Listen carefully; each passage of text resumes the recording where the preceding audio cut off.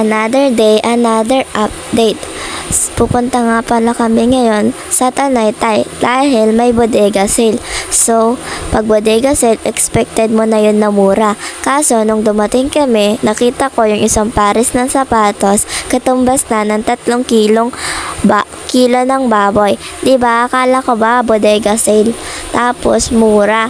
Yun pala, mapapamura ka. Tapos yung isang nag-a-assist na lalaki dito is napakasungit dahil kinausap namin siya.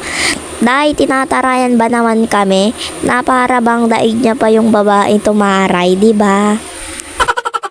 Alam niya na kasi hindi talaga kami bibili kung kunwari lang yung nagtatanong kami kaya tinarayan niya na kami.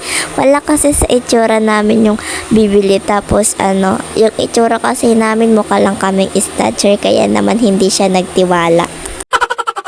Kaya ang ending, tinakbo ko yung isang sapatos para naman makagante. Huy, biro lang.